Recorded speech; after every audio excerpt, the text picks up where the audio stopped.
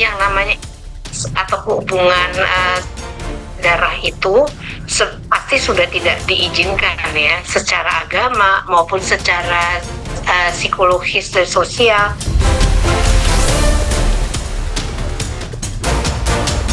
Salah satu ciri dari pelaku tadi yang offender itu salah satunya adalah perasaan insecure.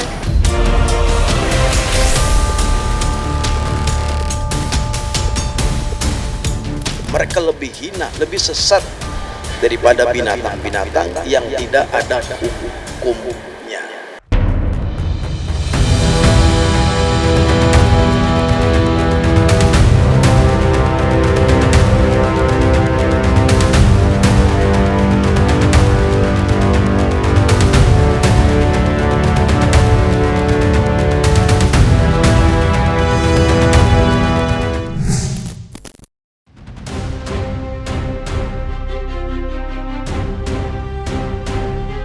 Belakangan ini publik tengah dikejutkan dengan munculnya grup fantasi sedarah atau incest di jejaring media sosial Facebook.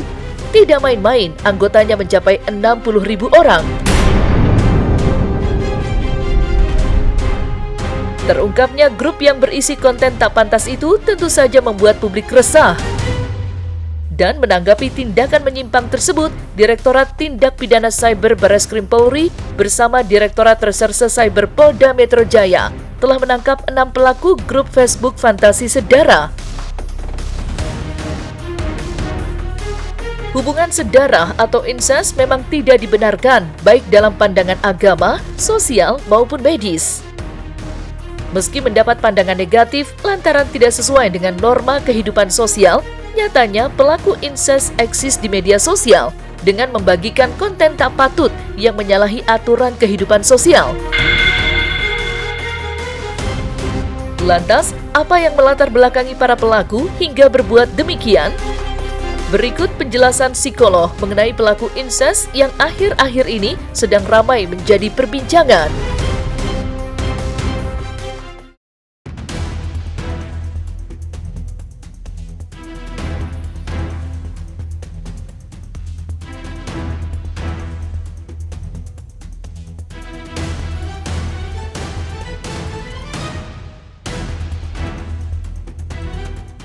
Orang yang gak bermoral mana yang berhubungan dengan keluarganya sendiri. Dan ternyata bukan fantasi sedarah doang, itu banyak grup-grup yang lainnya yang memang ngebahas ke arah sana gitu. Dan yang paling parahnya lagi, itu ada yang namanya tuh cerita dewa sedarah. Kementerian Komunikasi dan Digital temukan 30 grup mirip fantasi sedarah. Di dalam Facebook terdapat grup yang bernama Fantasi Sedarah. Di dalam grup ini lebih dari 30.000 anggota. Ini jumlah yang cukup fantastis. Yang namanya atau hubungan darah itu pasti sudah tidak diizinkan ya, secara agama maupun secara psikologis dan sosial. Tapi terjadi ini karena banyak hal. Nah, saya juga nggak tahu ya, ada kayaknya kadang-kadang orang melakukan seperti kayak tren ya, sehingga kalau lagi kayak tren gitu seolah-olah kalau misalnya dia melakukan itu ada sesuatu yang kayaknya kayak tadi bacaan dari punyanya Mbak itu ada kata-kata saya melakukan, tapi itu istri saya atau pasangan saya juga nggak tahu kok gitu, aman jadinya kayak gitu. Jadi seolah-olah menceritakan sharingnya itu membuat dia bangga gitu, sehingga ini menjadi viral dan kemudian ingin dicoba oleh beberapa orang kadang-kadang. Karena kalau incest ini adalah intinya adalah moralnya yang nggak benar ini. Begitu dia melakukannya atau dia berani melakukannya itu, kemudian dia merasa dirinya sudah satu level lebih tinggi daripada orang yang nggak berani, misalnya kayak gitu. Itu salah satunya. Tetapi dari cerita orang-orang itu juga terlihat bahwa terkadang mereka ini menceritakan sesuatu itu membuat seperti kayak mengiming-iming orang untuk ikut melakukannya. Kalau dari secara teori sebetulnya orang yang melakukan ini, satu yang tadi saya bilang, moralnya tuh nggak berfungsi dengan baik. Karena moral itu yang membedakan manusia, bisa membedakan mana yang baik, mana yang buruk. Nah, di dalamnya ada utamanya empati, kontrol diri, sama nurani. Empati itu memahami perasaan, pikiran, keinginan orang lain. Kontrol diri adalah bagaimana dia kontrol dirinya, dorongannya. Ini yang nggak dimiliki juga oleh orang yang melakukan incest. Lalu juga ada satu lagi nurani, kemampuan membedakan benar dan salah. Tapi dia memiliki kesempatan lebih besar. Dia kesempatan lebih besar untuk melakukan hal tersebut di dalam rumah. Apalagi kalau orang yang incest itu pasti lingkungan rumahnya jadi tertutup untuk orang lain. Lalu kemudian kalau yang namanya patologisnya bisa saja ini seperti kayak orang tuanya misalnya kecanduan alkohol atau kakaknya atau apa, sehingga dalam keadaan tidak sadar yang satu diperkosa, lama-lama jadi keterbiasaan seperti itu. Dampaknya adalah yang memang yang mengalami pelecehan dan sebagainya itu pasti akan timbul trauma-traumanya.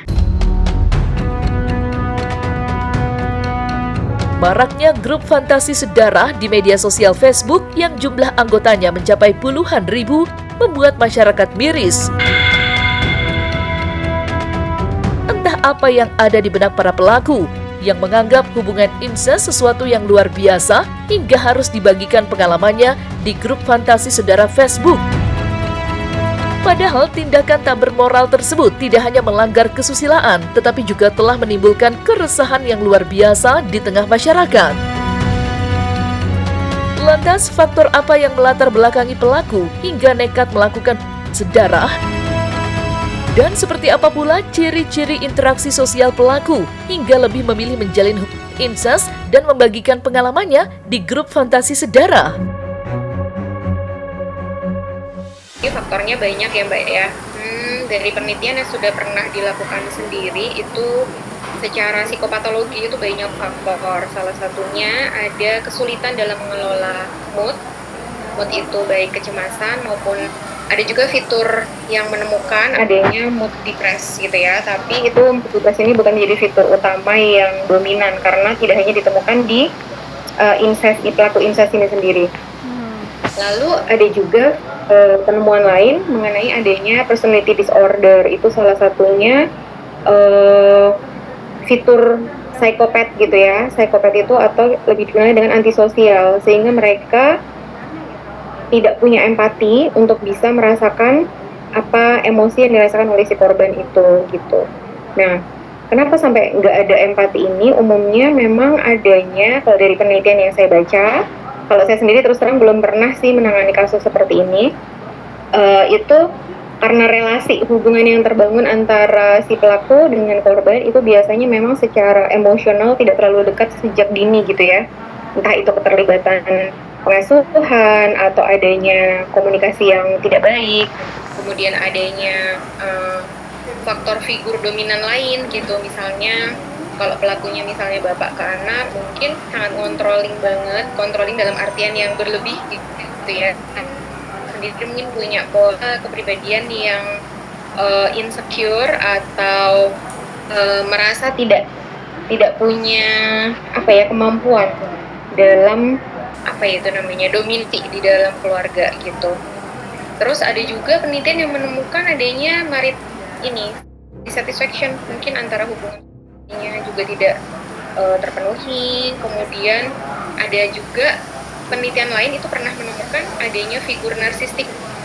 Jadi dia pada saat istrinya mungkin menganggap dia yang mereject gitu atau menolak istri tidak cukup baik, dia melampiaskan rasa powernya itu ke anak-anaknya gitu sih, atau ke family figure tadi ya gitu. Kalau terkait dengan publikasi tadi ya atau komunikasi di media sosial, terus terang saya belum baca penelitiannya, tapi memang salah satu ciri dari pelaku tadi yang offender itu salah satunya adalah perasaan insecure. Insecure ini umumnya mereka ketika dalam relasi sosial yang langsung itu tidak berani, tapi ketika di media sosial orang-orang dengan ciri seperti ini lebih berani mengungkapkan dirinya gitu ya, karena mungkin bisa menyamarkan identitas dan sebagainya. Itu mereka merasa lebih eh, punya kekuatan atau dorongan untuk bisa lebih mengekspresikan diri ketika di media sosial. Tapi spesifiknya apakah karena fitur narsistiknya atau fitur insecurity yang lain itu belum bisa dipastikan karena saya sendiri tidak berani menjustifikasi apakah itu karena fitur itu.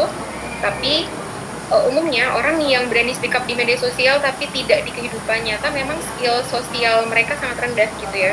Nah, kalau hal ini secara moral udah nggak bisa, lalu kemudian kita lihat lagi dampak faktor-faktor penyebab lain. Salah satunya adalah misalnya gini, orangnya di luar tuh nggak bisa bergaul, sehingga dia nggak aman, dia nggak nyaman, lalu dia mencoba di dalam rumah. Itu bisa terjadi. Atau juga kenapa makanya anak dan walaupun mereka kakak kandung, adik kandung, jangan tidur sekamar. Jangan tidur anak wanita itu menggunakan daster atau apa yang mudah tersingkap. Karena dorongan itu kita nggak tahu, dari setiap orang tuh berbeda-beda, tiba-tiba muncul dan dia nggak bisa kontrol diri, bisa terjadi. Satu kali terjadi, dia merasa kayaknya ya sudah pernah terjadi, maka terjadi lagi. Incest itu bisa terjadi orang yang mau sama mau, bisa juga yang satu nggak mau. Kalau mau sama mau, mungkin yang satu yang dia di apa ya tadinya tidak mau tiba-tiba jadi mau karena dia ada ketergantung apa, dia merasa harus ngomong sama kakaknya dulu atau sama siapanya dulu, orang tuanya atau apa, sehingga itu ada keterikatan sendiri. Kalau misalnya dia bergaul sama orang di dalam kelompok itu dengan orang yang sama, mereka saling ingin unjuk peran, ingin kemudian yang tadinya nggak biasa ngomong, ingin curhat, ingin kemudian berbagi dan sebagainya, dalam tanda kutip berbagi yang negatif tentunya pasti.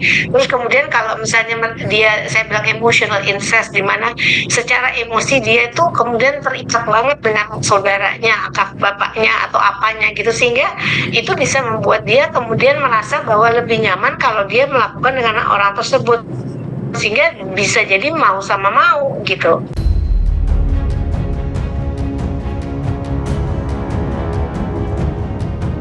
Terungkapnya grup fantasi sedara di media sosial Facebook harus mendapat perhatian luas dari pemerintah, baik pusat maupun daerah. Tidak terkecuali peran lembaga keagamaan untuk memberikan penyuluhan agar kejadian tak bermoral tersebut tidak kembali terulang. Menanggapi viralnya grup fantasi sedara atau incest, pendakwah Fatullah mengingatkan larangan agama yang tegas dan jelas melarang sedarah dilakukan. Tak main-main, hukuman agama pun sangat berat. Dan berikut pandangan agama mengenai sedara terkait fantasi sedara yang sedang viral di media sosial.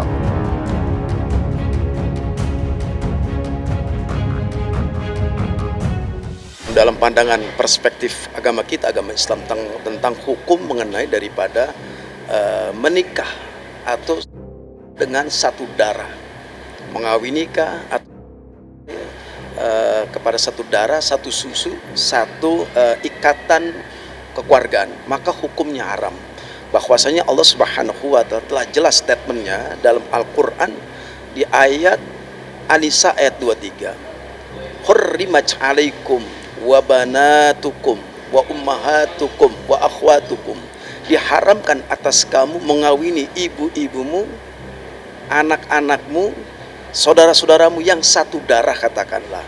Telah jelas statement Allah Subhanahu wa Ta'ala, ketika satu darah dengan ikatan pernikahan maka hukumnya haram.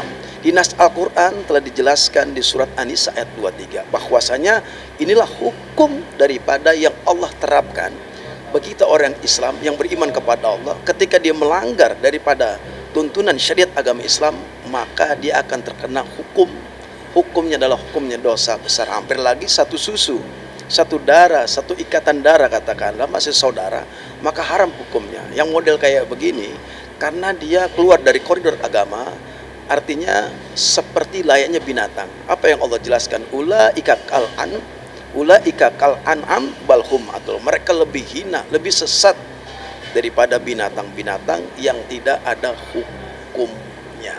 Seorang yang melakukan satu darah, satu susu, satu ikatan warga, lalu mereka ini melanggar daripada syariat agama Allah, agama Islam.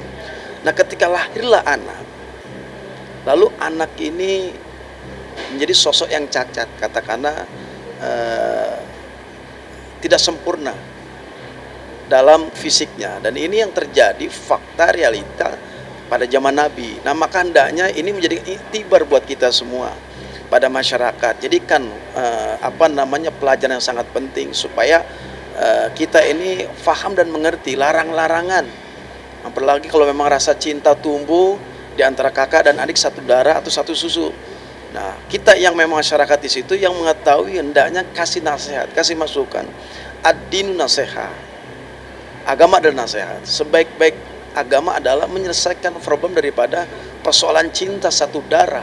Ini ada di nas Al-Quran. Ketika ini terjadi, maka kita dosa semua. Dan ini PR buat kita semua untuk menindaklanjuti daripada pernikahan atau satu darah. Perlunya adanya dari pihak instansi pemerintah yang namanya MUI, Menteri Agama, tokoh-tokoh setempat ini lebih memperhatikan. Karena bahayanya satu keluarga yang sudah nikah itu diasingkan dia. Hampir lagi seorang kakak tidurnya harus misah. Misalkan satu kamar tuh nggak boleh tuh. Karena si yang perempuan ini dia harus hadir kamar sendiri.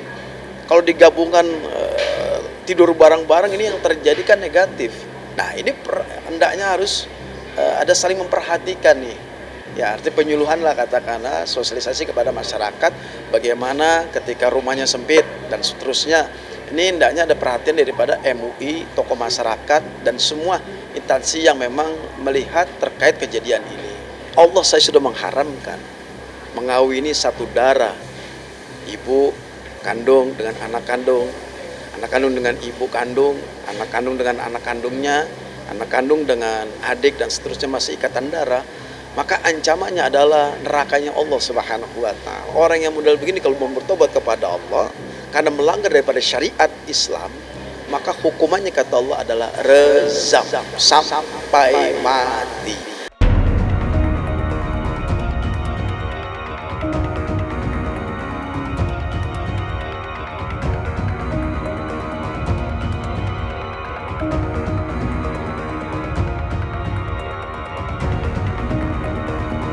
Nah, selesai sudah Cumi Lovers. Jangan lupa untuk like, subscribe, dan juga share channel YouTube Cumi Cumi.